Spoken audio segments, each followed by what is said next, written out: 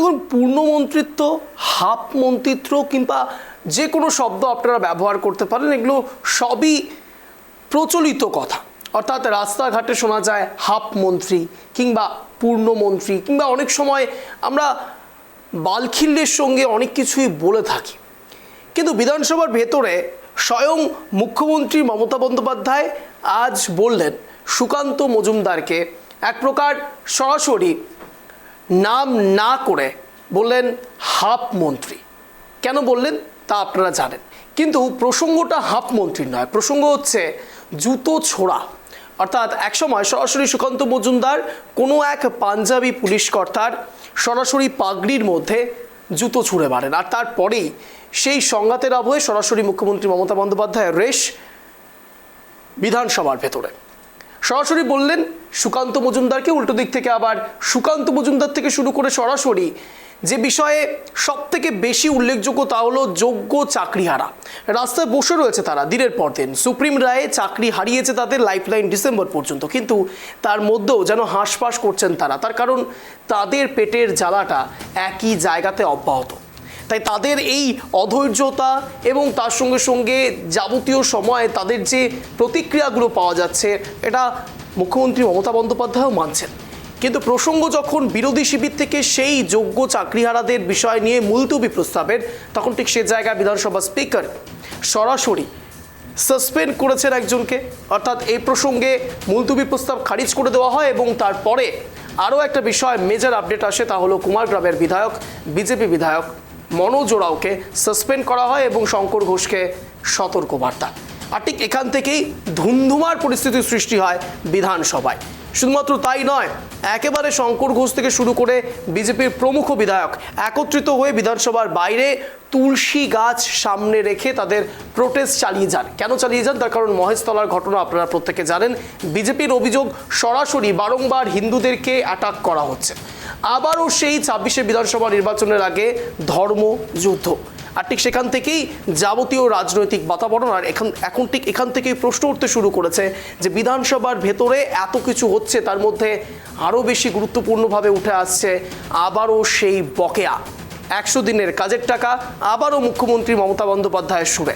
এবার ঠিক সেখান থেকেই প্রশ্ন আসবে, কেন বারংবার 100 দিনের কাজের টাকার ইস্যু বিধানসভার ভেতরে উঠলেও সেভাবে কোনো রকম কোনো উত্তর পাওয়া যাচ্ছে না বিরোধী শিবির থেকে, কিংবা বিরোধী শিবিরের এত প্রশ্ন থাকা সত্ত্বেও শাসক শিবির থেকে সেভাবে উত্তর পাওয়া যাচ্ছে না। জানার চেষ্টা করব। নমস্কার, আমি অঞ্জন, আপনারা দেখছেন ট্রাই টিভি বাংলা। এই মুহূর্তে ঘড়ি কাটা ঠিক সন্ধ্যে 6:57 মানেই আপনারা জানেন শব্দের কাটাকাটি ট্রাই টিভি বাংলায়, যেখানে শব্দের তীরে জব্দ হয় ইস্যু, না কোনো প্রতিবেদন নয়। প্রথম অবস্থায় অঞ্জনের প্রশ্ন।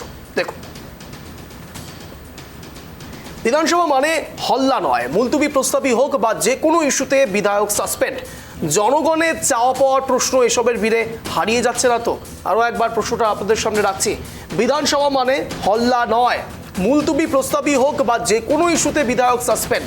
জনগণের চাওয়া পাওয়ার প্রশ্ন এসবের ভিড়ে হারিয়ে যাচ্ছে না তো? আর ঠিক এই প্রশ্ন নিয়েই আমি আজ আগামী 1 ঘন্টায় যারা যারা আমাদের সঙ্গে থাকবেন, জুড়বেন, তাদের প্রত্যেকের সঙ্গে আলোচনা প্রসঙ্গে এই প্রশ্নের উত্তরে জানার চেষ্টা করব। কিন্তু তার আগে বিধানসভার ভেতরে একের পর এক বা বিধানসভার বাইরে যে ছবিগুলো আজ ধরা পড়েছে দুপুর থেকে, সেই ছবিগুলোই আপনাদের সামনে রাখছি। বিধানসভায় তুলকালাম বিজেপি বিধায়কদের সাসপেন্ডের, বিজেপি বিধায়ককে সাসপেন্ডের প্রতিবাদ, এবং আপনারা দেখতে পাচ্ছেন মনোজ ওরাও থেকে শুরু করে প্রত্যেকে একত্রিত হয়ে, লক্ষণ ঘড়ুই এবং তার সঙ্গে সঙ্গে শঙ্কর ঘোষ প্রত্যেকে একত্রিত হয়ে এক জায়গায় বসে নানান রকম অভিযোগ তুলে গিয়েছেন, স্লোগান শাউটিং করেছেন। আর ঠিক এই স্লোগান শাউটিং নিয়েও মুখ্যমন্ত্রী মমতা বন্দ্যোপাধ্যায় জানিয়েছেন যে বিজেপি শুধুমাত্র স্লোগান শাউটিং করতে পারে, তার কারণ তাদের কাছে কোনো ইস্যু নেই। 26শে বিধানসভা নির্বাচনের আগে বিজেপির কাছে বা বিরোধী শিবিরের কাছে কোনো ইস্যু নেই, এটাই তো সব থেকে বেশি প্রশ্নের ব্যাপার। তার কারণ এত ইস্যু নাকি রাজ্যে ঘুরে বেড়াচ্ছে। তাহলে কেন মুখ্যমন্ত্রী মমতা বন্দ্যোপাধ্যায় বলছেন যে বিরোধী শিবিরের কাছে কোনো ইস্যু নেই? যদি সত্যি ইস্যু না থাকে, তাহলে বিজেপি ঠিক কোন খেলা খেলছে, যেখানে বারংবার কখনো তুলসী গাছ নিয়ে এবং কখনো বা সরাসরি হিন্দু খতরে মেহে নানান রকম কথা বলা হচ্ছে। এ জায়গা থেকে হিন্দু মুসলমান ধর্ম বিভেদ এই সব কিছু রাজনীতি কি করছে বিজেপি, জানার চেষ্টা করব। কিন্তু তার আগে বিশেষ প্রতিবেদন আপনাদের সামনে রাখবো।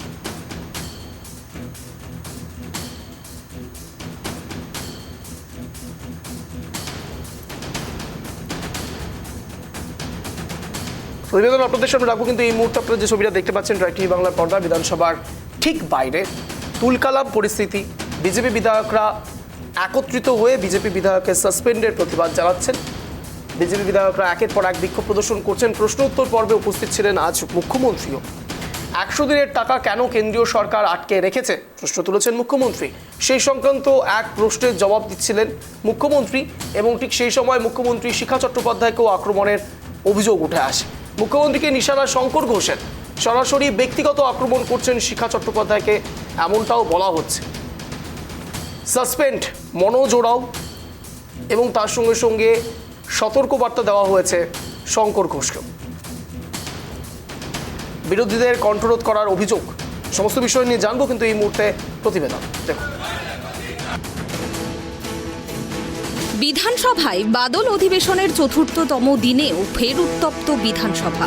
কেন্দ্রীয় বঞ্চনা নিয়ে মুখ্যমন্ত্রীর বক্তব্যের সময় সোমবার উত্তেজনার সৃষ্টি হয়।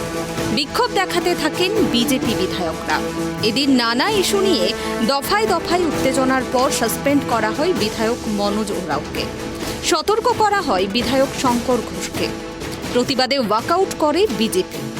এদিন প্রশ্নোত্তর পর্বে উপস্থিত ছিলেন মুখ্যমন্ত্রী মমতা বন্দ্যোপাধ্যায়। একাধিক বিষয়ে বক্তব্য রাখছিলেন তিনি। 100 দিনের কাজের টাকা কেন কেন্দ্রীয় সরকার আটকে রেখেছে সেই সংক্রান্ত এক প্রশ্নের জবাব দিচ্ছিলেন মুখ্যমন্ত্রী। মুখ্যমন্ত্রী মমতা বন্দ্যোপাধ্যায় বলেন, ইচ্ছাকৃতভাবে এই টাকা কেন্দ্রীয় সরকার আটকে রেখেছে। একাধিকবার প্রতিনিধি দল এসেও কোনো সমস্যার সমাধান হয়নি। এমনকি এখানকার প্রতিনিধি দল তারা দেখা করতে গিয়েছিলেন, 4 ঘন্টা বসিয়ে রেখে তাদের সঙ্গে দেখা করা হয়নি। উল্টে তাদের বিরুদ্ধে মামলা করা হয়েছে। গত 4 বছরে গ্রামীণ রাস্তা, 100 দিনের কাজ ও আবাসন প্রকল্পে আমাদের 1 পয়সাও দেওয়া হয়নি। আমাদের টাকা অন্যদের দিয়ে দেওয়া হয়েছে, এটা অন্যায়। এ সময়ে 155 থেকে 156টি টিম পাঠানো হয়েছে। সব ক্লারিফিকেশন দেওয়া সত্ত্বেও তারা আমাদের বঞ্চিত করেছে।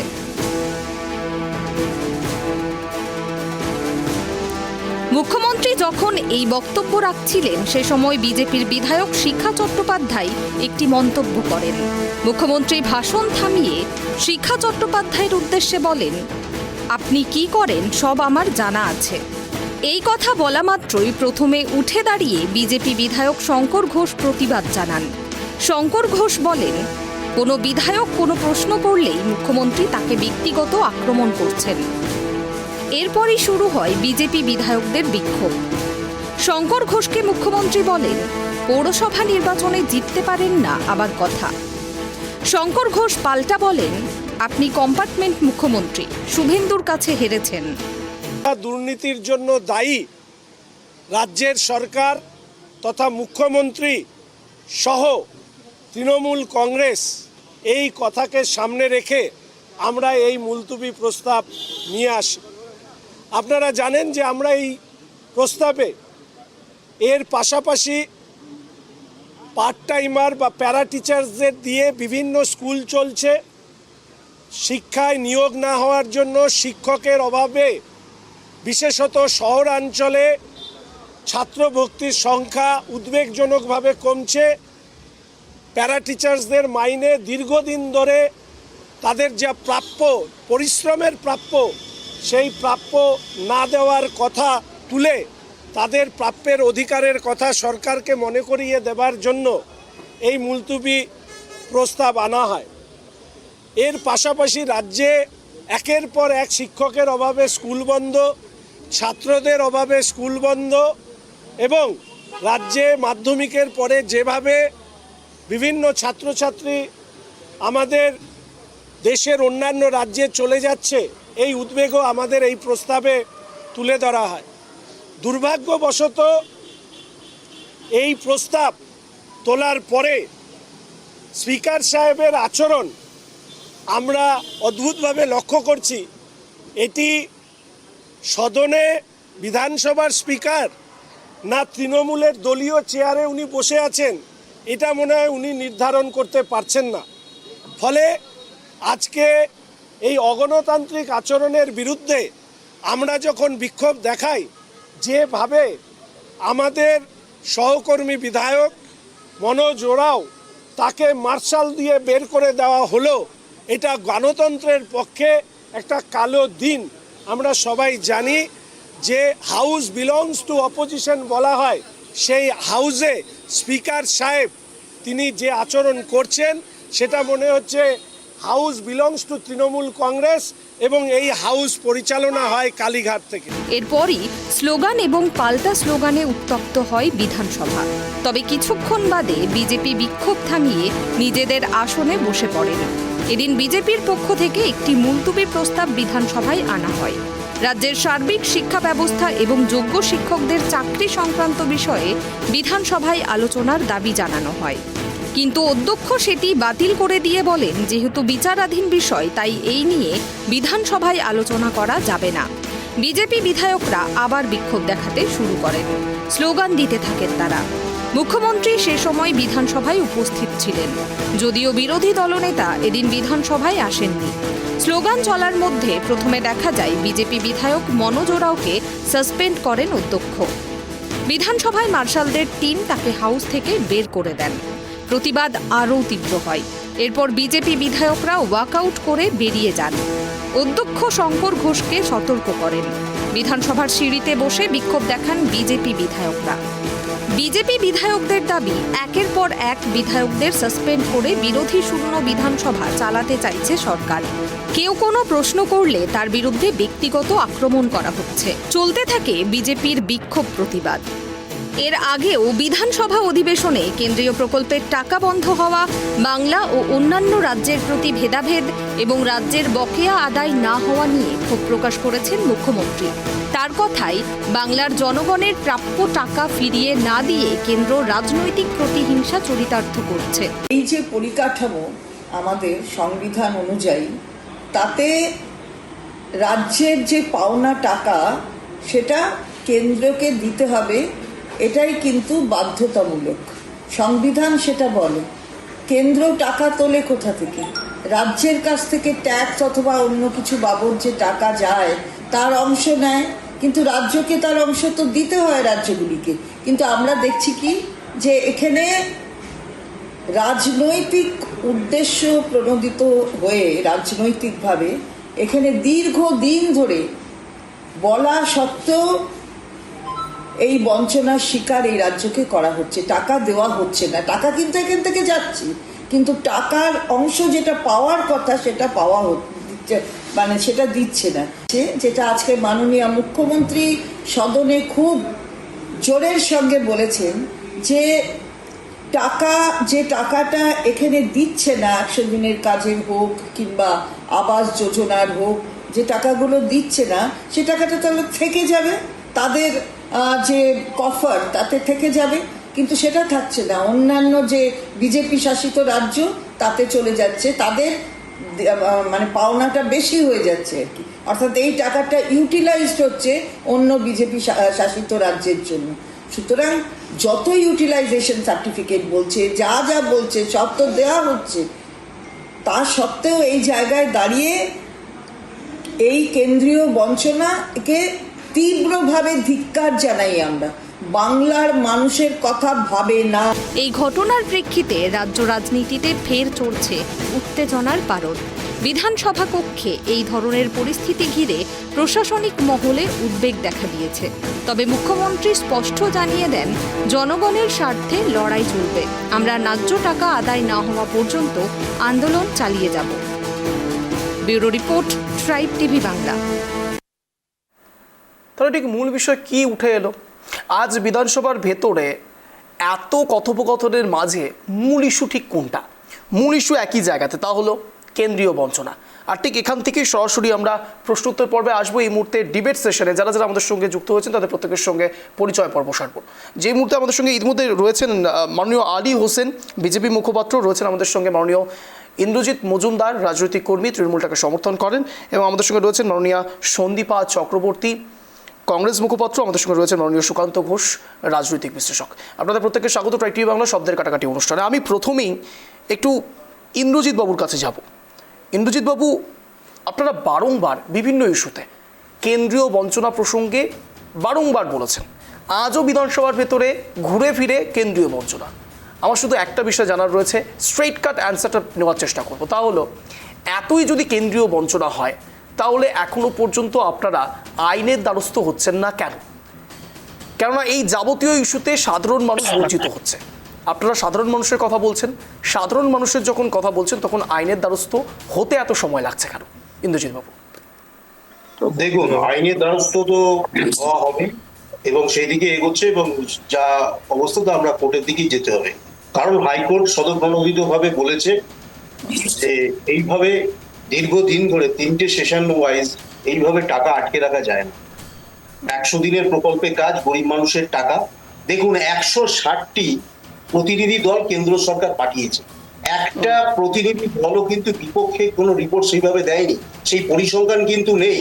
160টা প্রতিনিধি দল পাঠিয়ে এবং প্রতিনিধি দল পাঠানোর পরে তারপরে তাদের যে রিপোর্ট, সেই রিপোর্টের ভিত্তি করেও কিন্তু টাকা সেভাবে আটকে রাখা যায় না। কারণ এটা জনগণের টাকা, এটা তো অধিকার, এটা তো রাজ্যের অধিকার। একটা ভারতবর্ষের রাজ্য, অঙ্গরাজ্য পশ্চিমবঙ্গ, তাহলে সেটা তো রাজ্যের অধিকার। এইভাবে যদি টাকা আটকে রাখে, গরিব মানুষের 100 দিনের কাজের টাকা। সবচেয়ে আশ্চর্যজনক ঘটনা হচ্ছে এই আমাদের রাজ্যের টাকা বিজেপি শাসিত রাজ্যে ডাইভার্ট করা হচ্ছে, এবং সেই ডাইভার্ট করার জন্য দেখবেন কদিনের মধ্যেই মামলা, কদিনের মধ্যেই উঠবে। আপনি এই গরমের ছুটিটা শেষ হোক, দেখতে পাবেন কদিনের মধ্যেই মামলা আমাদের উঠবে। কারণ হচ্ছে যে পরিস্থিতি ওনারা করে দিয়েছেন, এই যে আপনারা যে বাজেট, ওনারা বাজেট পেশ করেছেন, সেখানেই তো পরিষ্কার পরিসংখ্যান দেওয়া আছে, কোনো রকম টাকা দেওয়া হয়নি। আজকে 1,75,000 কোটি টাকা বাকি। 39,000 কিলোমিটার রাস্তা রাজ্য সরকার করেছে, 39,000 কিলোমিটার রাস্তা রাজ্য সরকার করেছে। এবং যে গ্রাম সড়ক যোজনা, যেটা প্রধানমন্ত্রী গ্রাম সড়ক যোজনা, তার 60% দেয় হচ্ছে কেন্দ্র সরকার, 40% দেয় হচ্ছে রাজ্য সরকার। সেখানে দীর্ঘদিন ধরে টাকা আটকে রাখা হয়েছে। তাহলে মানুষের, আজকে মানুষ তো বলবেই, আজকে তো বিধানসভা মানুষের বলার জায়গা, মানুষ তো প্রতিনিধিত্ব করে পাঠিয়েছে বলার জন্য। আজকে কুমারগ্রামের বিধায়ক মনোজ ওরাও যে কাণ্ডটি ঘটালো, এই যে বাদল অধিবেশনের দ্বিতীয় দিনেই আজকে যে কাণ্ড ওনারা ঘটালো, তা আমরা বঞ্চনার কথা বলবো না? তাহলে কোথায় বলবো? বিধানসভা বলবে না তো কোথায় বলবো বঞ্চনার কথা? সেইখানে তেনারা কিছু বলতে গেলে, মুখ্যমন্ত্রী কিছু বলতে উঠলেই ওনারা হট্টগোল করেন।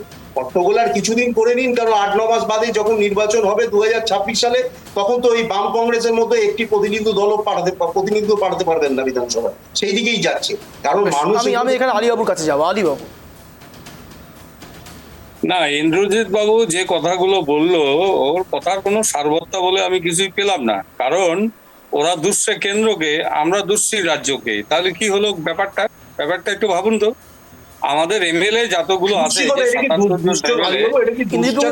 প্রথমে কনস্ট্রাকটিভ কথাগুলো আমরা প্রত্যেকের ওপিনিয়ন গুলো আগে জেনে নিই না ইন্দ্রজিৎ বাবু, আগে ওপিনিয়ন গুলো জেনে নিই, তারপর ডিবেট আসছে। বলছি, কনস্ট্রাকটিভ কথাই বলছি। আপনারা দুষছেন কেন্দ্রকে, 160টা প্রতিনিধি দল কেন্দ্রীয় সরকার পাঠিয়েছে। আমার মনে হচ্ছে পশ্চিমবঙ্গে 300টা প্রতিনিধি দল পাঠালেও পশ্চিমবঙ্গ থেকে যে সোর্স নিয়ে যে তথ্য চাওয়া হয়েছে, সেই তথ্য এই রাজ্য থেকে পাবে না, কারণ আপনারা সব লুকিয়ে রাখেন। সেই জন্য যেটা বলছি, 300টা তদন্ত দল পাঠালেও পশ্চিমবঙ্গে কোনো তদন্তকারী সঠিক রিপোর্ট পাবে না বলে আমার মনে হচ্ছে, এবং সেটা প্রমাণও হচ্ছে। দ্বিতীয় যেটা বিষয়, সেটা হচ্ছে ইন্দ্রজিৎ বাবু বললেন যে মনোজ ওরাও যে আচরণটা করেছে তার জন্য তাকে বহিষ্কার করে দেওয়া হলো একদিন। আচ্ছা, মনোজ ওরাও একজন আদিবাসী এমএলএ, কুমারগ্রামের এমএলএ, আমার ব্যক্তিগতভাবে আমার বন্ধু বটে। সেই কুমারগ্রামের সমস্যা এবং রাজ্য সরকারের পক্ষ থেকে যে কথাগুলো বলা হচ্ছে, সেই কথাগুলোর উনি প্রতিবাদ করেছেন। তার জন্য কি তাকে বহিষ্কার করে দিতে হবে বলুন তো? আমাদের মুখ্য সচেতক হচ্ছে আবার শঙ্কর ঘোষ, শিলিগুড়ির এমএলএ। তিনি বলছেন বলে তাকে চরম সতর্কতা করা হচ্ছে। এটা কি তৃণমূলের পার্টি অফিস নাকি? অনুব্রত মণ্ডলকে আপনি চরম সতর্কতা দেখাচ্ছেন, আবার হুমায়ুন কবিরকে চরম সতর্কতা দেখাচ্ছেন। সেটা কি আমার বিজেপিকেও সতর্কতা দেওয়ার সময় এসছে আপনাদের? সেই জন্য যেটা বলছি, দেখুন যা বলছেন এগুলো এই কথাগুলোর সঙ্গে কোনো বাস্তবতা নেই। আসল কথা হচ্ছে পশ্চিমবঙ্গে যে গোজামিল যে হিসাব, এই হিসাব আপনারা আগে ঠিক করে নিয়ে আসুন। যে অঞ্জনবাবু যে কথাটা বলছে ঠিক কথা, যে আপনারা এই রাজ্য সরকার যদি আপনারা বঞ্চিত।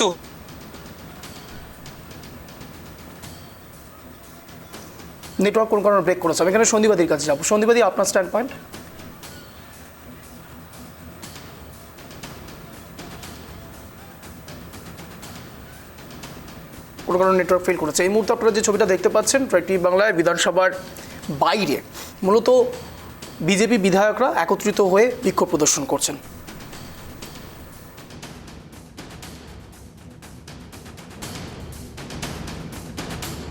প্রত্যেকটা রাজ্যে একটা ফিক্সড একটা কোঠা বাজেট করে দেয়, এই টাকার মধ্যেই আপনাদের ম্যান্ডেজে কাজ করাতে হবে। আপনারা অতিরিক্ত ম্যান্ডেজ ধরিয়ে দিলেন, এটা হয় না কখনো দাদা। ইন্দ্রজিৎ বাবু, আপনি খুব সজ্জন ব্যক্তি আছেন। আমি মনে করি যে আপনাদের মমতা বন্দ্যোপাধ্যায় রাজ্যের মুখ্যমন্ত্রীকে বলুন যে আপনারা কেন এরকম গোজামিল হিসাব দিচ্ছেন, ঠিকঠাক হিসাবটা দিন কেন্দ্রীয় সরকারের কাছ থেকে টাকা।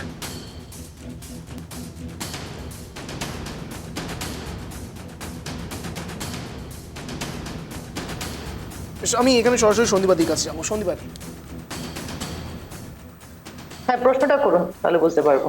প্রশ্নটা একটি জায়গাতেই রয়েছে, তা হলো যদি সত্যি তৃণমূল কংগ্রেস বারংবার কেন্দ্রীয় বঞ্চনার কথা বলছে, তাহলে কোর্টে যাচ্ছে না, আইনি কোনো রকম কোনো পরামর্শ নেওয়া হচ্ছে না, শুধুমাত্র বিধানসভার এরকমভাবে দেখুন বাদল অধিবেশনে 2 দিন হোক বা 3 দিন হোক বা 4 দিন হোক ম্যাটার করছে না। আমার কাছে একটা জিনিস ম্যাটার করছে যে এতদিন ধরে সাধারণ মানুষ বঞ্চনার শিকার হচ্ছে।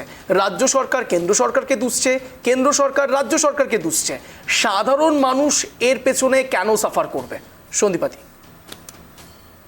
দেখুন, এরকম না যে কেন্দ্রীয় সরকার মানে বিজেপি সরকার কখনো কোথাও কোনো সরকারের টাকা আটকায়নি। সরকারের টাকা মানে সেই রাজ্যের টাকা আটকায়নি। রাজস্থানে আটকেছে, রাজস্থানে তখন আমাদের কংগ্রেসের সরকার ছিল, আমরা সুপ্রিম কোর্টে মুভ করেছি। সেখানকার রাজ্য সরকার, অশোক গেহলতের সরকার সুপ্রিম কোর্টে মুভ করেছে। ভালোভাবে সুপ্রিম কোর্ট কেন্দ্রকে শাসিয়ে দিয়েছে এবং টাকা রিলিজ করেছে, রাজ্য টাকা পেয়েছে। তো সেরকম ভাবে সুপ্রিম কোর্টে গেলে তো হিসেবটা দিতে হবে না, এই যে অডিট হচ্ছে, অডিটের রিপোর্ট গুলো জমা দিতে হবে। তো এইখানে প্রবলেমটা হচ্ছে, এখানে অডিটের রিপোর্ট জমা দিতে গেলে তো ওই যেরকম ভাবে একটা ডিমকে অর্ধেক করে মিড ডে মিলের সময় বাচ্চাদেরকে খাওয়ানো হতো, তো এইগুলো এই টাইপের গোজামিল, এই টাইপের যে চুরিগুলো করেছে সেগুলো তো ধরা পড়ে যাবে। এবার ব্যাপারটা হচ্ছে যে 26,000 নিয়ে যখন সুপ্রিম কোর্টে যাওয়া হয়েছে, 26,000-এর পুরো প্যানেলটা বাতিল করে দিল সুপ্রিম কোর্ট। বলা হয়েছে যে সেখানে দুর্নীতি হয়েছে, এবং দুর্নীতি মানে কি একটা বিশাল বড় প্রাতিষ্ঠানিক দুর্নীতি হয়েছে। এবং এই দুর্নীতি কারা করেছে? যারা সরকারে আছে রাজ্যের মধ্যে, তৃণমূল কংগ্রেস সেই সরকার করেছে, এবং এটা চেইন সিস্টেম হয়েছে। সেই জন্য কোটা 26,000-এর প্যানেল বাতিল। এবার রাজ্য সরকার কেন যাচ্ছে না সুপ্রিম কোর্টে? রাজ্য সরকার যদি সুপ্রিম কোর্টে যায় তাহলে 100 দিনের কাজের টাকা, পঞ্চায়েতের আন্ডারে যে টাকা আছে, এই অডিট গুলো তো দিতে পারবে না। কেননা এখানে এত চুরি করেছে। আমি আপনাকে একটা সিম্পল উদাহরণ দিচ্ছি অঞ্জন বাবু। দক্ষিণ 24 পরগনার আন্ডারে যে বাসন্তী টাসন্তী ওই জায়গাগুলো আছে, সেখানকার যে সরকারি স্কুলগুলো আছে, প্রাইমারি স্কুল স্পেশালি, ওইখানে মিড ডে মিলের টাকা কি করা হচ্ছে জানো তো? একটা তো হচ্ছে ওইখানে স্কুলগুলোতে ওই মানে সরকারি টিচারদের বা ওই কমিটিগুলোর যে নির্বাচনগুলো হয় সেগুলো তো অনেকদিন ধরে হচ্ছে না। তার উপরে কি হচ্ছে, যারা তৃণমূল ঘেঁষা শিক্ষক বা তৃণমূল ঘেঁষা যারা কর্মচারী, স্কুল স্টাফ যারা আছে, তারা কি করছে? ধরুন একটা স্কুলে 150 জন স্টুডেন্ট আছে, সেই 150 জন তো প্রত্যেকদিন স্কুলে যেতে পারছে না। হ্যাঁ, ধরুন 150 জনের মধ্যে 100 জন গেল, 50 জন গেল না, কিন্তু ওরা কিন্তু প্রত্যেক দিনের মিড ডে মিলের হিসেবে ওই 150 জনেরই ধরে, 150 জনেরই মিড ডে মিলের টাকা ধরে। এবং সেটা তো এখন ডিরেক্টলি ওই প্রধানমন্ত্রী কি বলে, ওই মিড ডে মিলের যে যোজনাটা আছে সেখান থেকে টাকাটা আসে। তো ওইখানে এই রিপোর্ট গুলো ওরা পাঠাচ্ছে, এবং এটা রিসেন্টলি ধরা পড়লো যে 100 জন স্কুলে এলে 100 জনের জায়গায় 150 জনই দেখানো হচ্ছে রেজিস্টারে, এবং এটা পার ডে বেসিস দেখানো হচ্ছে। তার মানে ভাবুন যে এই এক্সট্রা 50 জনের যে মিড ডে মিলের বাচ্চাগুলোর মাথা পিছু যে টাকাটা বরাদ্দ হচ্ছে, সেই পুরো টাকাটা গিয়ে ঢুকছে তৃণমূল ঘেঁষা যে সরকারি কর্মচারীগুলো আছে, স্কুল স্টাফরা আছে, তাদের পকেটে। তো বাচ্চাদের টাকা ভর্তি মারছে। তো আমরা কিভাবে ভাববো যে অ্যাডাল্ট যারা আছে তাদের 100 দিনের কাজের টাকা মারছে না, মনরেগার কাজের টাকা মারছে না এই যে তৃণমূল কংগ্রেস? এহেন কোনো সেগমেন্ট নেই, কাঠ, কয়লা, বালি থেকে শুরু করে মানুষ, গরু, স্কুলের বাচ্চাদের মিড ডে মিলের টাকা থেকে শুরু করে এহেন কোনো সেগমেন্ট নেই যেই সেগমেন্টে তৃণমূল কংগ্রেস বুক ফুলিয়ে বলতে, শিক্ষা, স্বাস্থ্য বুক ফুলিয়ে বলতে পারবে যে না, এই জায়গায় টাকা মারা হয়নি, এই জায়গায় দুর্নীতি হয়নি। এবং তৃণমূলের ইনি বারবারই এসে একটা জিনিস বলেন যে বাম কংগ্রেস শূন্য, তো বাম কংগ্রেস শূন্য হয়েছে বলে কি তৃণমূল একটা পেয়ে গেছে নাকি, পারমিশন পেয়ে গেছে নাকি টাকা চুরি করার, দুর্নীতি করার? হ্যাঁ, আবার এরা প্রকল্পের টাকা কেন্দ্র সরকার দিচ্ছে না, ওরা সুপ্রিম কোর্টেও যাচ্ছে না, কোনো কোর্টে মুভ করছে না, আবার বলছে যে ভোটাভুটিতে অতটা সিট পাবো। আচ্ছা, গণতান্ত্রিক প্রসেস ওটা ভোট, ওটা ইলেকশন, ভোটের সাথে আপনারা এইগুলোকে মেলাচ্ছেন যে মানুষরা 100 দিনের টাকা পাচ্ছে না। আপনারা ভাবুন, আজকে যারা 50,000 টাকাও ইনকাম করছে তাদেরও দ্রব্যমূল্যের দাম যেভাবে বেড়েছে এবং রিসেন্টলি যেভাবে যুদ্ধ লাগছে ইরান ইসরায়েলে, যেভাবে তেলের দাম আগামী দিনে আবারও বাড়তে পেট্রোল চলেছে, ডিজেলের দাম বাড়তে পারে, বাড়বে, সেখানে 50,000 টাকা যে মানুষটা ইনকাম করছে তারও আজকের দিনে সংসার চালাতে হিমশিম খেতে হচ্ছে। তাহলে ভাবুন এই গরিব মানুষগুলো যারা দিনের পর দিন টাকাগুলো পাচ্ছে না, তো তাদের কি আজকে অবস্থা হতে পারে? আবার কেন্দ্রীয় সরকার যতগুলো প্রকল্প আছে রাজ্যের মধ্যে পরিচালিত হচ্ছে, সেগুলো কেন্দ্রীয় সরকার টাকা দিচ্ছে, এই মমতা ব্যানার্জি বলছেন উনি টাকা দিচ্ছেন। আরে ভাই, এইগুলো তো সব চুরি ধরা পড়ে যাবে, যা কারচুপি করেছে কারচুপি গুলো তো ধরা পড়ে যাবে, এই টাকাগুলো কোথায় যাচ্ছে সেগুলো তো ধরা পড়ে যাবে, এই এন্টায়ার দুর্নীতির মাথাগুলো কারা কারা সেগুলো তো ধরা পড়ে যাবে, কারা কারা বা কে। আমি সুকান্ত বাবুর কাছে যাবো। সুকান্ত বাবু, 100 দিনের কাজের টাকা বা 200 দিনের, আমি তো বলছি যে এখন তো সময়টা 2025, একটা সময় কংগ্রেস আমলে এই 100 দিনের কাজের টাকার 100 দিনের বিষয়গুলো উঠে এসেছিল, তারপরে পরবর্তীকালে বিজেপি সেই 100 দিনের বিষয় নিয়ে অনেক কিছু বলেছে এবং তারপরে এই মতো অবস্থায় 100 দিনের হিসেব নিয়ে এখনও এত জল ঘোলা। বলছি 100 দিনের কাজটা তো 200 দিনে আসলোই না, উল্টে এখন দেখা যাচ্ছে যে 100 দিনের কাজের টাকা উল্টো বঞ্চনার শিকার হয়ে যাচ্ছে সাধারণ মানুষ এবং সেই জায়গায় কেন্দ্র রাজ্যকে দোষারোপ করছে। সুকান্ত বাবু, দেখো, সহযোগিতামূলক যুক্তরাষ্ট্র ব্যবস্থার নীতি, তার উপর ভর করে কিন্তু এই প্রকল্পগুলো চলে, কেন্দ্র এবং রাজ্যের পারস্পরিক সমঝোতার উপরে। কিন্তু তুমি 10ই এপ্রিল একটা মামলা হয়েছিল হাইকোর্টে, সেখানে ওগুলো বন্ধ রয়েছে এবং সেটা হাইকোর্টের প্রধান বিচারপতি ডিভিশন বেঞ্চে 3 সপ্তাহের মধ্যে কেন্দ্রীয় গ্রামোন্নয়ন মন্ত্রকের কাছে জানতে চেয়েছিল কোর্ট। তার পরবর্তীতে যেটা দেখা গেছে, তারপর একটা প্রতিনিধি দল এসেছিল 4 সদস্যের, তারা মোটামুটি বর্ধমান, হুগলি, মালদা, দার্জিলিং এসব পুরোটা ঘুরেছে। কিন্তু আমরা যেটা বারবার তৃণমূল কংগ্রেসের পক্ষ থেকে বারবার বলা হয়, আমি জানি না যে তারা খুবই মানে ক্লিন চিট দিয়েছে, কিন্তু এখানে সবচেয়ে বড় গোলমালটা এই জায়গাটায় মনে হচ্ছে যে কেন্দ্রের additional solicitor general Ashok Chakraborty আদালতে বলেছেন যে 5,37,00,000 টাকা বন্টনের ক্ষেত্রে গোলমাল হয়েছে, তার মধ্যে 2,39,00,000 টাকার মতো পুনরুদ্ধার করা হয়েছে, তার রাজ্যেই উদ্ধার হয়েছে। এবার আদালত জানাচ্ছে কেন বন্ধ, এই বিষয়ে আরেকটা জায়গায় তারা বলেছে যে এটা তারা পরবর্তীকালে জানাবে। তাহলে 100 দিনের কাজে তুমি ঠিকই বলেছো, আসলে চারিদিকে যা বেকারত্ব এবং 100 দিনের কাজ একটা গুরুত্বপূর্ণ অক্সিজেন গ্রামীণ উন্নয়নে, মানোন্নয়নের ক্ষেত্রে হিউম্যান রিসোর্সকে। কিন্তু এই নিয়ে যে দড়ি টানাটানি চলছে, এই যে যেমন আজকে বিধানসভা যেটা হলো এবং তারপরে বিধানসভা স্পিকার সাসপেন্ড করলেন, সাসপেন্ড করাটা কিন্তু বিধানসভা স্পিকারের একদমই অধিকার, এটা নিয়ে কোনো মানে সবার শৃঙ্খলা বজায় রাখার ক্ষেত্রে, সবার শৃঙ্খলা বজায় রাখার ক্ষেত্রে তিনি পারেন, কোনো ভুল নেই তাতে। এবং কিন্তু যেটা বারবার দেখা যাচ্ছে, কোনো দাবি উত্থাপিত হলে, এবং সেই দাবিটা কিন্তু কোনো অন্যায় দাবি নয়, 100 দিনের কাজ সেটা আজকে থেকে না। অঞ্জন, তুমি কতগুলো শো করেছো বলো, মানে আমার মনে হয় 2000 মানে এটা অন্যভাবে নেবে না, 2030 সালেও যদি এই নিয়ে আলোচনা হয় তাহলে আমি অবাক হব না, সেই বিজেপি থাক আর কে থাক। এবার ঘটনা হচ্ছে 100 দিনের কাজে যদি মানে কেন্দ্রীয় গ্রামোন্নয়ন মন্ত্রক সন্তুষ্ট হয় তাহলে তাদের টাকা দেওয়া উচিত, কিন্তু যে গড়মিলের হিসাব সলিসিটর জেনারেল দিয়েছে, তুমি আশা করতে পারো না সেই টাকা রাজ্য সরকার পাবে। সুতরাং রাজ্য সরকার না পেলে তো উন্নয়ন হবে না। এবার আরেকটি মজার ব্যাপার দেখবে, কোনো জায়গায় কি হয়, কোনো জায়গায় ধরো একটু অনেক দিন আগে আমরা কি করতাম, যখন আমাদের অল্প পুঁজির মধ্যে আমাদের জীবন চলতো, জিন্স প্যান্ট ফেটে গেলে কি করতাম, রিপু করতাম। তুমি করেছো কিনা জানি না, আমি করেছি। এবার এই কাজটা হচ্ছে আমাদের তৃণমূল কংগ্রেস করে, মানে এখান থেকে আসছে না, আমরা টাকা দিচ্ছি, মানে আমাদের টাকা, ট্যাক্স পেয়ারদের টাকা, আমার টাকা নয়, অভিষেক বন্দ্যোপাধ্যায় বলছেন আমরা আমাদের এখান থেকে দিয়ে দিয়েছি। আমি এই বিষয়গুলো বুঝতে পারছি না যে 100 দিনের কাজে যখন আমরা দেখতে পাচ্ছি যে মুখ্যমন্ত্রী বারবার দরবার করতে যাচ্ছেন এবং বারবার তিনি এখানে চিৎকার করছেন, আবার অপোজিশনও বারবার বলছে যে না এই টাকা দেওয়া যাবে না, মানে আদৌ সাধারণ মানুষের যে টাকা সেই টাকা যদি তারা না পায়, তারা তো সবচেয়ে বেশি, যেটা অঞ্জন বলল, তারা তো সবচেয়ে বেশি ক্ষতিগ্রস্ত হচ্ছে। এই যে বিধানসভাতে চিৎকার চেঁচামেচি, ওয়ালে কাগজ ছিঁড়ে দেয়া, এগুলো আমরা দেখতে পারি, এটা ঠিকই বিরোধী দলে এটা কাজ, কিন্তু বিরোধী দলের কাজ হলেও কেন্দ্র এবং রাজ্য সরকারের মধ্যে এতটাই যদি দূরত্ব থাকে তাহলে কিন্তু সেটা আমরা কাজে দেখতে পাই। কিন্তু অনেক সময় কিন্তু আমরা দেখতে পাই যে কিছু কিছু জায়গায় মমতা বন্দ্যোপাধ্যায় একা মিটিং, 1-to-1 মিটিং করেন প্রধানমন্ত্রীর সাথে। এর মানে হিসেবটা আমি বুঝতে পারি না, এটি কি কারণে করেন। সন্দীপবাদী হাত তুলছেন, আমার খুব সন্দীপবাদী হাত তুলছেন, বলুন।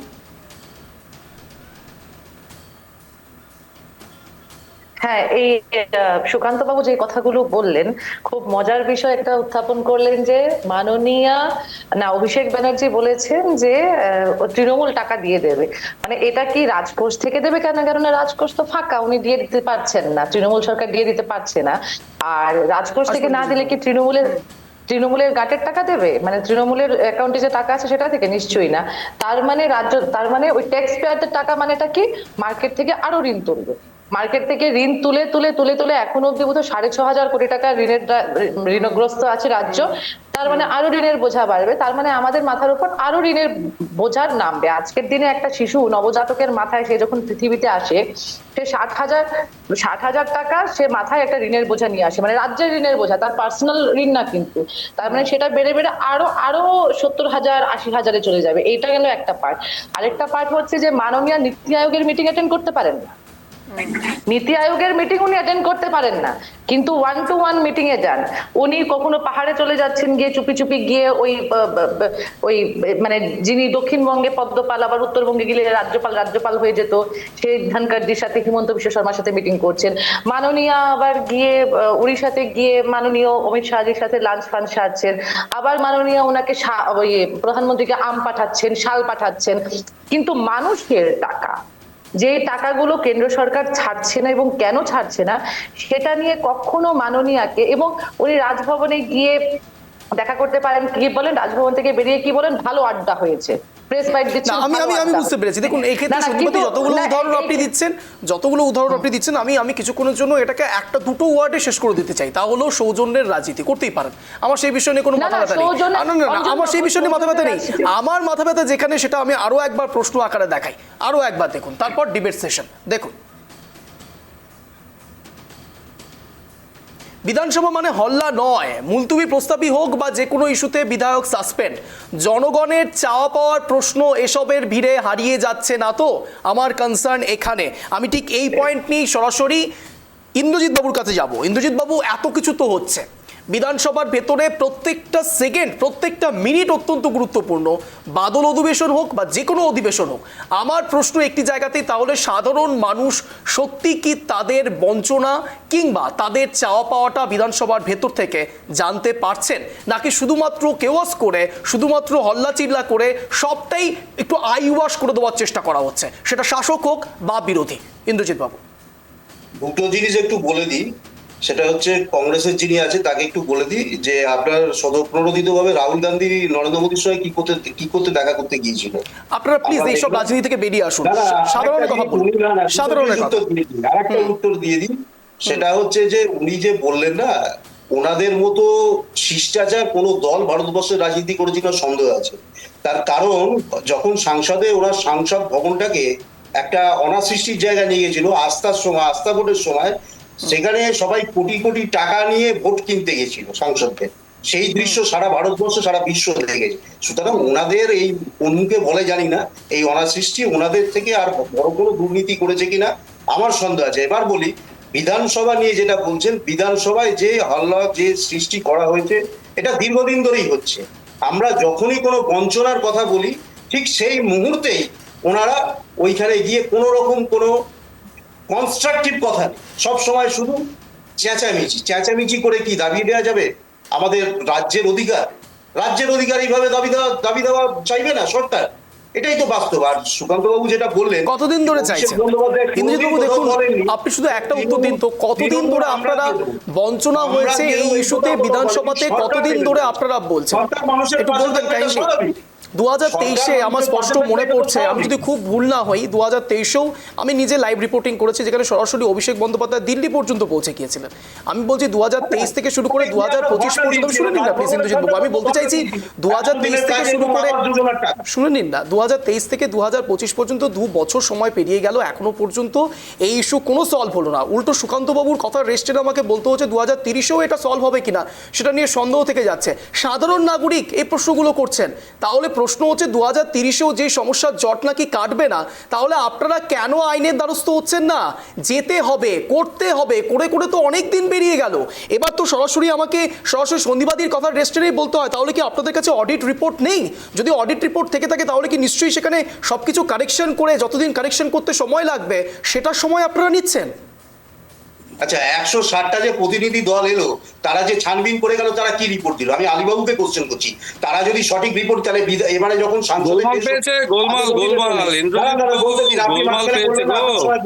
দাঁড়া জিনিসগুলো একটু বার্তাটা দিয়ে, তাহলে আপনারা রিপোর্টটা তাহলে কি দিলেন? গোলমালের রিপোর্ট, গোলমালে। আচ্ছা, আমি বলছি ওই আপনার রাস্তা কেটে পুকুর ভরিয়েছেন, আবার পুকুর কেটে রাস্তা ভরিয়েছেন, এই হলো বিষয়। আপনারা যখন সব রিপোর্ট জানেন, তাহলে আপনারা কোর্টে যাচ্ছেন না কেন? আমাদের তো মামলা করা হবে। আমাদের কোর্টে যাওয়ার দরকার হবে না, আপনারাই যথেষ্ট। কোর্টের রাস্তা দিয়েছেন দাদা, মানুষের টাকা আটকে রাখছেন। আপনারা একটি বাঙালি বিদ্বেষী দল এবং বাংলা বিদ্বেষী দল। মানুষের টাকা আটকে আমরা আছি, আমরা বাইরের থেকে উঠে আসি দাদা ইন্দ্রজিৎ বাবু, আমরা বাইরে থেকে বাংলার থেকেই আছি। সেই টাকা দেওয়া হতো, তাহলে মানুষের, দাদা আপনারা তো মানুষের কাজের টাকাটা দিচ্ছেন না কেন? এটা তো দীর্ঘদিন হয়ে গেল। ঠিক আছে, ছানবিন করবেন, আমাদের ব্যবস্থা ঠিকঠাক মতন বুঝিয়ে দিন। পুকুর বানিয়েছেন ভালো কথা, আবার নতুন করে পুকুরও বানিয়েছেন, আর কি হিসাবে বানালেন একটা দিন? আপনারা এইভাবে মারতে পারবেন না, কারণ হাতে মারার কৌশল আপনাদের। তার কারণ আপনারা তাহলে সেই রিপোর্ট দিন, সেই রিপোর্ট নিয়ে কোর্টে যান। আমিও তো পাল্টা বলতে পারি, সেই রিপোর্ট নিয়ে কোর্টে যান, জনসমক্ষে আনুন। তাহলে আনছেন না কেন? তাহলে আনুন। ইন্দ্রজিৎ বাবু, আপনি প্রশ্ন করতেই পারেন, আপনার বাক স্বাধীনতা রয়েছে, আপনি প্রশ্ন করতে পারেন। শব্দের কাটাকাটি অনুষ্ঠানে প্রত্যেকের বাক স্বাধীনতা রয়েছে, কিন্তু আমার প্রশ্নটা এখানে নয় ইন্দ্রজিৎ বাবু। একটু প্লিজ বোঝার চেষ্টা করুন। আপনারা রাজ্য কেন্দ্র সবাই একত্রিত হয়ে একে অপরকে দোষারোপ তো করছেন, কিন্তু এই মুহূর্তে দাঁড়িয়ে যারা ট্রাইব টিভি বাংলাটা দেখছে, শব্দের কাটাকাটি অনুষ্ঠানে দর্শকরা দেখছে, তাদের মধ্যে থেকেও হয়তো অনেকে বিভ্রান্ত হচ্ছেন। ইন্দ্রজিৎ বাবু, আপনি বলছেন কেন্দ্রকে কোর্টে যেতে, এই দাবিটা কার? 100 দিনের কাজের টাকা কোন রাজ্যের আটকে রয়েছে? আমাদের রাজ্যে। তাহলে কেন আমরা কোর্টে যেতে পারবো না? তেনারা যদি তারা ছানবিন করে পায়, তাহলে জনসমক্ষে আনুন বা আইনত ব্যবস্থা নিন। তাহলে নিচ্ছেন না কেন? অথচ টাকাটা দীর্ঘদিন ধরে, 3.5 বছর ধরে টাকা আটকে রেখেছেন। জিএসটির টাকাটা পর্যন্ত ওনারা আটকে রেখেছে দীর্ঘদিন। কদিন আগে কিছু টাকা ছাড়া হয়েছে, যদিও খুবই কম, নগণ্য। সুতরাং এই যে গরিব মানুষের টাকা, আবাস যোজনার টাকা দীর্ঘদিন ধরে তো আটকে রেখেছে। ওনারা বাজেটে সেইটা দেখিয়েছে। দেখুন, ওয়েস্ট বেঙ্গল আপনি খুলে দেখুন, সেইখানে বেঙ্গলে একটা টাকা।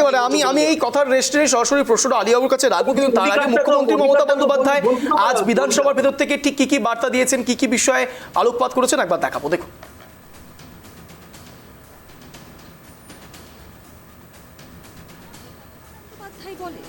ইচ্ছাকৃতভাবে এই টাকা কেন্দ্রীয় সরকার আটকে রেখেছে। একাধিকবার প্রতিনিধি দল এসেও কোনো সমস্যার সমাধান হয়নি। এমনকি এখানকার প্রতিনিধি দল তারা দেখা করতে গিয়েছিলেন, 4 ঘন্টা বসিয়ে রেখে তাদের সঙ্গে দেখা করা হয়নি। উল্টে তাদের বিরুদ্ধে মামলা করা হয়েছে। গত 4 বছরে গ্রামীণ রাস্তা, 100 দিনের কাজ ও আবাসন প্রকল্পে আমাদের 1 পয়সাও দেওয়া হয়নি। আমাদের টাকা অন্যদের দিয়ে দেওয়া হয়েছে, এটা অন্যায়।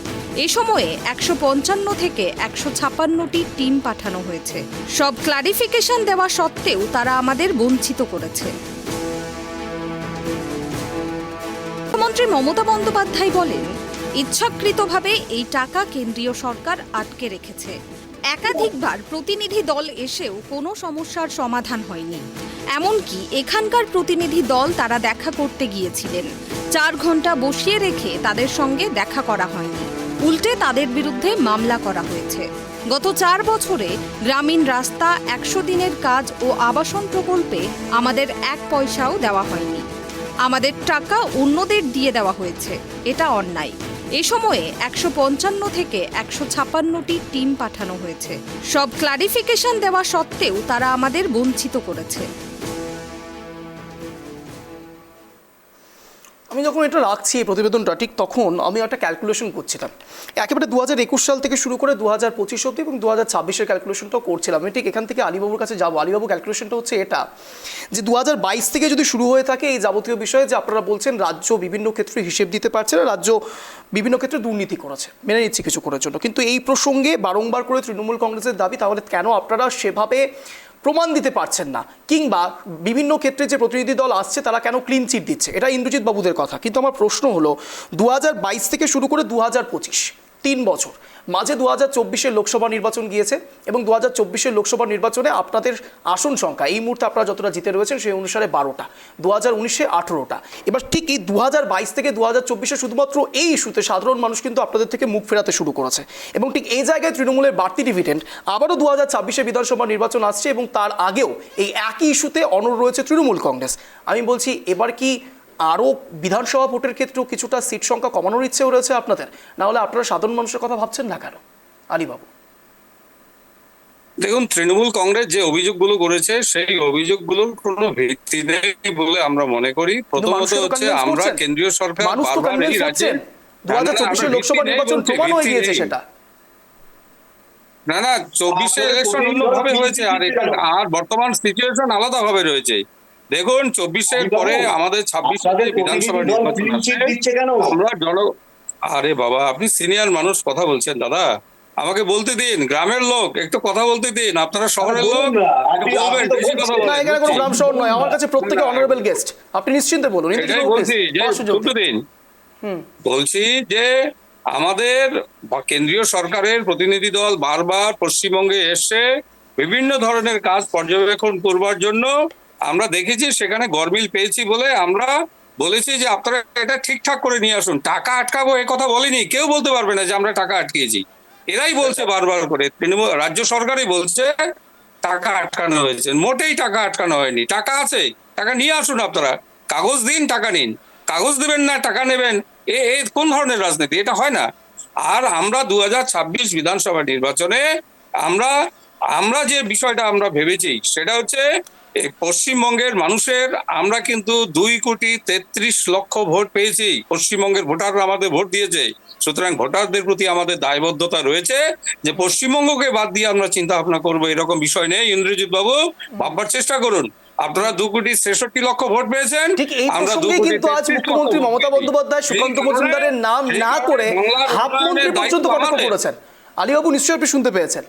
আজ ঠিক এই প্রসঙ্গেই সরাসরি বিধানসভার ভেতরে মুখ্যমন্ত্রী মমতা বন্দ্যোপাধ্যায় সুকান্ত মজুমদারের নাম না করে হাফ মন্ত্রী বলেও কটাক্ষ করেছেন। কি আছে হাফ মন্ত্রীর? কি আছে? সারা ভারতবর্ষে তো বিজেপি একটাই আছে, এখানে হাফ আর ফুল এখানে ব্যাপার নেই। এখানে পশ্চিমবঙ্গে আমরা যেটা চেয়েছি, পশ্চিমবঙ্গের সরকার তারা সঠিকভাবে তারা হিসাব নিকাশ দিয়ে তারা ওদের যে পাওনা গন্ডা যা আছে ওখান থেকে ওরা নিয়ে আসুক, বাংলার মানুষের উন্নয়ন করুক। কিন্তু যা পেয়েছে বিগত দিনে এই টাকা থেকে তারা কিন্তু উন্নয়ন করেনি। খেলা মেলা, মদ খাওয়া, লোকদের 2 লক্ষ টাকা করে দেয়া, এই বিভিন্ন ধরনের এক ফান্ডের টাকা আরেক ফান্ডে নিয়ে গিয়ে সেখানে পরিষেবা দেওয়া, এই জাতীয় কাজ বলতে চাইছেন। এটা কিন্তু কেন্দ্রীয় সরকার বরদাস্ত করবে না, করার কথাও না। যে পার্টিকুলারলি যে খাতে টাকা খরচ করার কথা সেই খাতটাতেই খরচ করতে হবে। সেই জন্য আমরা যেটা বলছি, 26 বিধানসভা নির্বাচনে ইন্দ্রজিৎ বাবুরা রেডি থাকুন। আপনাদের এবার জায়গা কিন্তু হবে বঙ্গোপসাগর। এই ব্যাপারে কোনো জায়গায় আর আপনাদের জায়গা হবে না, একবারে নির্ঘাত বঙ্গোপসাগরে আপনারা গিয়ে। আমি ঠিক এখানে সরাসরি সুকান্ত বাবুর কাছেই যাবো। সুকান্ত বাবু, একটা বিষয় খুব ইন্টারেস্টিং লাগে আমার, তা হলো আমি দেখেছি লোকসভার ক্ষেত্রেও কখনো কখনো প্রধানমন্ত্রী নরেন্দ্র মোদী একেবারে লোকসভা নির্বাচনের প্রাককালে বলছিলেন যে ইস বার 400 পার। এবার আবারও আলীবাবু একই কথা বলছেন। ইন্দ্রজিৎ বাবুর কথা প্রসঙ্গ আমি শুনতে পাচ্ছি যে এরপরে নাকি বিজেপি শূন্য হয়ে যাবে। আমি একটা জিনিসে একেবারে strategically same point of view দেখতে পাচ্ছি তৃণমূল কংগ্রেসও এবং বিজেপিরও। তা হলো তারা বিরোধী শূন্য চায়, সে বিধানসভা হোক বা লোকসভা হোক, সব ক্ষেত্রেই তারা বলছে অল আউট। সুকান্ত বাবু, দেখো, এককেন্দ্রিক সরকার বা সেন্ট্রালাইজিং টেন্ডেন্সি যেটা থাকে এটা কিন্তু ভয়ানক গণতন্ত্রের ক্ষেত্রে, এবং দুটো ক্ষেত্রে একই। পিএমও অফিস যেভাবে চলছে, সিএম এর অফিসও একইভাবে চলছে। কিন্তু একটা কথা আমার বারবার মনে হয়, যেটা কিন্তু যে ইউটিলাইজেশন সার্টিফিকেট, এই ক্ষেত্রে কিন্তু মোটেই আপনি এটা আবার বলবেন না যে বিজেপি তৃণমূল গটাপ রয়েছে, এখানে কিন্তু আমি সেই প্রশ্ন করিনি। না, আমি সেটা যেতে চাইছি না, সেটা অন্য প্রশ্ন। এবার যে কোনো কাজের 1 বছরের মধ্যে ইউটিলাইজেশন সার্টিফিকেট দিতে হয়, সেটাও তারা পায়নি। এবং দ্বিতীয় কথা যেটা খুব গুরুত্বপূর্ণ, জব কার্ড নিয়ে বহুবার নির্দেশিকা এসেছে এবং ভুয়ো জব কার্ডের ডিটেলস রাজ্য সরকার চেয়েছে ডিস্ট্রিক্ট নোডাল অফিসারদের কাছ থেকে। তার মানে গড়মিল কিন্তু রয়েছে, সর্ষের মধ্যে ভূত রয়েছে। এবার সমস্যা, পুরোটাই যদি ভূত থাকে, তুমি সেই ভূতকে তাড়াবে কিভাবে? মানে সর্ষাটা আর সর্ষা নেই, ব্যাপারটা এই। তুমি ঠিকই বলেছো যে এটা টাইম কিল করা হচ্ছে, মানে সময়টাকে নষ্ট করে এই বাকবিতণ্ডা হবে। সাধারণ মানুষ কিন্তু সবচেয়ে বড় সমস্যা, সাধারণ মানুষ কিন্তু শূন্য থাকবে, মানে সাধারণ মানুষের কাছে আর কিছু থাকলো না। মানে এভাবে আমরা শুধুমাত্র তৃণমূল কংগ্রেস আর বিজেপি করে যাব, কিন্তু আখেরে কিন্তু আদৌ সাধারণ মানুষের কোনো লাভ হবে না। অঞ্জন, একেবারে আমি একেবারে অন্তিম লগ্ন থেকে যাচ্ছি, এখানে সরাসরি সন্দীপাদির কাছে যাবো। সন্দীপাদির 1 মিনিট স্ট্যান্ড পয়েন্ট সুযোগ পাবেন আপনি, কিন্তু শুধু প্রশ্ন একটি জায়গাতে সংযোজন থাকবে, তা হলো দেখুন রাজ্যে অনেকগুলো ইস্যু রয়েছে। আমি জানি না কেন মুখ্যমন্ত্রী মমতা বন্দ্যোপাধ্যায় আজ বিধানসভার ভেতর থেকে বললেন যে বিরোধীদের কোনো ইস্যুই নেই। আমি তো অনেক ইস্যু দেখতে পাচ্ছি, আরজিকর ইস্যু রয়েছে, শিক্ষক নিয়োগ দুর্নীতি রয়েছে, এবং তার সঙ্গে সঙ্গে 25,752 জনের চাকরি গিয়েছে লাইফলাইন ডিসেম্বর পর্যন্ত। রাজ্য এবং শিক্ষক এই দুইয়ের মধ্যে দ্বৈরথ চলছে, তারা পর্যন্ত বলছেন যে তারা পরীক্ষা দেবেন না। এত ইস্যু, তা সত্ত্বেও মুখ্যমন্ত্রী মমতা বন্দ্যোপাধ্যায় বলছেন কোনো ইস্যু নেই। আপনার 1 মিনিট সময় শুরু হচ্ছে এখন, আনইন্টারাপ্টেড। তো মাননীয় মুখ্যমন্ত্রী মমতা বন্দ্যোপাধ্যায় তো বলবেনই যে কোনো ইস্যু নেই, কেননা যে ইস্যুগুলো নিয়ে অ্যাকচুয়ালি মেইন বিরোধী দল যারা বিধানসভায় আছে বিজেপি, সেই বিরোধী দলনেতা যিনি শুভেন্দু অধিকারী, উনি কি ইস্যু ভিত্তিক রাজনীতিটা করছেন বা মানুষের জন্য কি করছেন? উনি তো শুধুমাত্র হিন্দু হ্যাঁ, উনি তো শুধুমাত্র সনাতন হ্যালো, হ্যাঁ বলুন সন্দীপাদি, বলুন। হ্যাঁ, উনি তো শুভেন্দু অধিকারী তো শুধুমাত্র এই সনাতন, উনি কত বড় সনাতনী না মমতা ব্যানার্জি কত বড় সনাতনী? কেউ একদম সনাতনীর একদম গলায় গামছা জড়িয়ে চলছে, কেউ একদম হিটকোট টাকা মেরে সেখানে মানে দীঘায় গিয়ে ইয়ে করে ফেলছে, জগন্নাথের মন্দির। আমরা বলছি যে করুন আপনারা, কিন্তু মানুষের কথাগুলো বলুন। মানে রাজ্যের মানুষ কি করবে? জগন্নাথ মন্দির করেছেন এখানে, রাজ্যের মানুষ গিয়ে কি, বা যারা 100 দিনে যারা মনরেগার কাজে যারা টাকা পাচ্ছেন তারা কি সেখানকার সিঁড়িতে গিয়ে ভিক্ষে চাইবে নাকি? বা দেশের মধ্যেও যেভাবে বেকারত্ব বাড়ছে, ধীরে ধীরে কি ওই দেশের লোকেরাও কি ওই অযোধ্যার রাম মন্দিরে সিঁড়ির মধ্যে গিয়ে ভিক্ষে চাইবে নাকি? আমাদের তো প্রশ্ন এখানে। আমাদের কথা হচ্ছে মানুষের উন্নয়নের জন্য বা মানুষের বিকাশের জন্য, দেশের বিকাশের জন্য কি করা হচ্ছে। প্রশ্ন তো একটাই আবারও থাকবে যে আপনারা যতই বলুন কে শূন্য হয়ে গেছে, বাম কংগ্রেস শূন্য হয়ে গেছে না কি হয়ে গেছে, সত্য তো এটাই যে তৃণমূল কংগ্রেস একটি দুর্নীতিবাজদের সরকার এবং সেখানে দোষর হয়েছে বিজেপি। কারণ অনুব্রত মণ্ডলের জন্য ইডিএসি এর কাছে নাকি ট্রান্সলেটার নেই, সেই জন্য অনুব্রত মণ্ডল ছাড়া পেয়ে যাচ্ছে, যদি বালুরা ছাড়া পেয়ে যাচ্ছে, বা অমুকে জামিন পেয়ে যাচ্ছে, তমুকে জামিন পেয়ে যাচ্ছে। তো আমাদের কথা একটাই যে দেখুন কে শূন্য হবে, কাকে শূন্য করবেন, কি করবেন, যেরকম ভাবে বিজেপি এবং তৃণমূলের একটাই যে কংগ্রেস বিরোধী রাজ্য, কংগ্রেস শূন্য রাজ্য, কংগ্রেস শূন্য দেশ, এইগুলো না করে একটু মানুষের কাছে মাথা লাগান আপনারা। মাননীয়া ডেফিনেটলি এই জন্যই বলছে, কেননা রাজ্যের প্রধান বিরোধী দল বিজেপি দোসর হয়ে তৃণমূলকে সাহায্য করছে। ঠিক এই পয়েন্ট থেকে আরো একটা অত্যন্ত উল্লেখযোগ্য বিষয় রয়েছে যা এখানে মেনশন করতেই হবে, তা হলো এবার কিন্তু চাকরি হারারা শুধুমাত্র রাস্তায় বসে থাকছে এমন নয়, অনশনরত অবস্থায় থাকছে এমন নয়, একেবারে বিধানসভা অভিযান সেটা পর্যন্ত তারা এখন করতে রাজি হয়ে গেছে এবং তারা রীতিমতো হুমকি প্রদর্শন করছেন। তাদের 5 দফা দাবি রয়েছে, সেটা একবার এক নজরে দেখে নেব। চাকরিহারা শিক্ষকদের 5 দফা দাবির মধ্যে 1 নম্বর হলো 22 লক্ষ পরীক্ষার্থীর ওএমআর মিরর ইমেজ কপি অবিলম্বে প্রকাশ করতে হবে। দ্বিতীয় দাবি, ওএমআর এর ভিত্তিতে সকল যোগ্যদের নির্ভুল এবং নিখুঁত তালিকা অবিলম্বে প্রকাশ করতে হবে। 3 নম্বর, এসএসসি প্রকাশিত পরীক্ষার বেআইনি নিয়োগ নোটিশ এবং বেআইনি গ্যাজেট অবিলম্বে প্রত্যাহার করতে হবে। নম্বর 4, বিধানসভা জরুরি অধিবেশন ডেকে জ্বলন্ত সমস্যার সমাধান করতে হবে। 5ম এবং অন্তিম দাবি, 2016 প্যানেলের সকল যোগ্য শিক্ষক, শিক্ষিকা, শিক্ষাকর্মীদের সসম্মানে, আমি আরও একবার রিপিট করি, সসম্মানে চাকরিতে বহাল রাখতে হবে। আমি ঠিক এই পয়েন্ট নিয়েই সরাসরি আলিবাবুর কাছে যাবো। আলিবাবু, আপনার 1 মিনিট সময় শুরু হচ্ছে এখন, আনইন্টারাপ্টেড।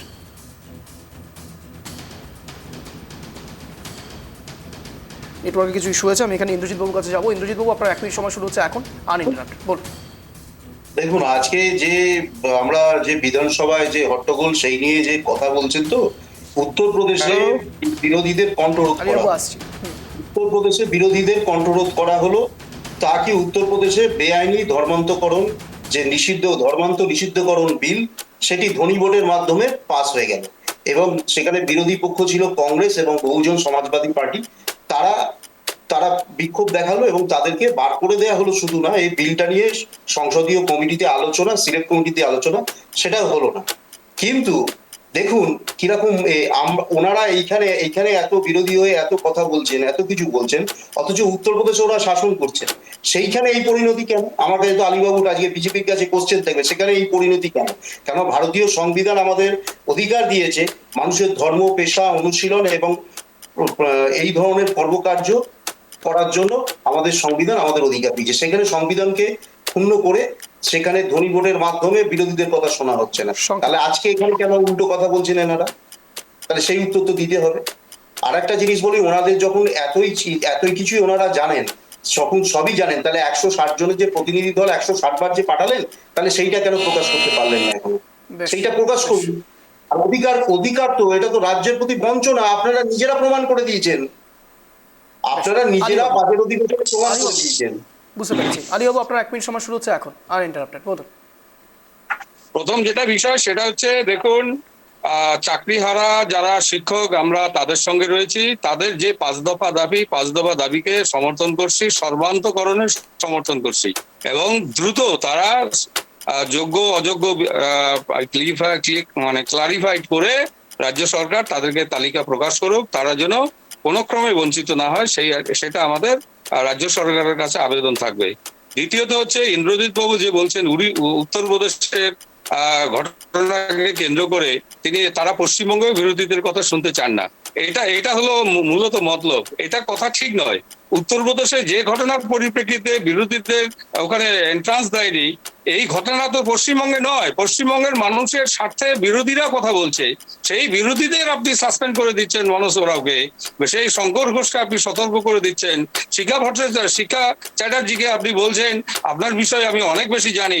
এই যে মাননীয় মুখ্যমন্ত্রী এই সমস্ত কথাবার্তা বলছেন, অর্থাৎ থ্রেটিং কাকে বলে, বিজেপির বিধায়কদের তিনি থ্রেটিং দিচ্ছেন, এটা বাংলার মানুষ বরদাস্ত করবে না। তাই পশ্চিমবঙ্গে ভারতীয় জনতা পার্টি প্রবল প্রতিবাদে আমরা এই সরকারের বিরুদ্ধে আমরা আন্দোলন সংগঠিত করব এবং করছি। বেশ, একেবারে অন্তিম লগ্নে ছিলাম।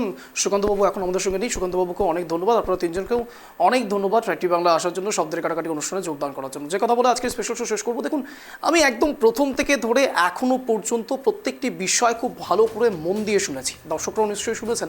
খুব স্বাভাবিকভাবে যে কোনো রাজনৈতিক নেতৃত্বের থেকে একটি বিষয় অত্যন্ত কমন পাওয়া যায়। কি বলুন তো, নিজের দিকে কোনো যদি প্রশ্ন আসে তাহলে ঢাল হয়ে দাঁড়িয়ে উল্টো দিকের অপোজিট দিকে যে দল দাঁড়িয়ে রয়েছে তার দিকে সেই বলটা ঠেলে দেওয়া। আজও তাই হয়েছে, বিকল্প কিচ্ছু হয়নি। অনেকটা না সেই বিক্রম বেতালের গল্পের মতো। বেতাল একেবারে পিঠে চড়ে রয়েছে, বিক্রম আর বেতালের মধ্যে একটা কন্ডিশন হয়েছে শর্ত সাপেক্ষ যে যেই মুহূর্তে সত্যি উত্তর দিয়ে দেবে সেই মুহূর্তে বেতাল ভেগে যাবে, নইলে বেতালকে নিয়ে যাওয়া যাবে। কোনোবার একবারও সেই রকম কোনো সুযোগ আসে না যেখান থেকে বিক্রম সত্যি ভুল উত্তর দেয়, প্রতিবার সঠিক উত্তর দেয় আর বেতাল পালিয়ে যায়। এবারও সেই একই রকম বিষয় হয়েছে। যতবার রাজনৈতিক টানাপোড়েনে ট্রাইব টিভি বাংলা থেকে, শব্দের কাটাকাটি অনুষ্ঠান থেকে যে কোনো রাজনৈতিক দলকে প্রশ্ন করা গিয়েছে, তারা শুধুমাত্র নিজেদেরকে ডিফেন্ড করেছেন, কিন্তু সাধারণের কথা, যে কথা দিয়ে আজকে শব্দের কাটাকাটি অনুষ্ঠান শুরু হয়েছিল, যে সাধারণ মানুষের চাওয়া পাওয়ার হিসেব কোনো এক জায়গায় দমে যাচ্ছ না তো, আর ঠিক সেই দমে যাওয়াকে কোনো এক জায়গায় আরও বেশি দমিয়ে দিলেন এই রাজনৈতিক নেতারাই। তার কারণ তারা কাদা ছোড়াছুড়ি করতে ব্যস্ত, তু মেমে করতে ব্যস্ত। কোথায় হারিয়ে যায় আমরা কেউ বুঝতে পারি না। কিন্তু এ জায়গায় শেষ প্রশ্ন রেখেই আজকের এই স্পেশাল শো শেষ করব। 26-এর বিধানসভা নির্বাচন অতীব আসন্ন। সাধারণ মানুষ সব দেখছে, সব বুঝছে এবং তারা জানে তাদের এই আঙুলের জোর কতটা। প্রতিদিন ঠিক সন্ধ্যে 7:30 নজর রাখুন ট্রাইব টিভি বাংলার পর্দায় শব্দের কাটাকাটি অনুষ্ঠানে, সেখানে শব্দের তীরে জব্দ হয় ইস্যু। নমস্কার।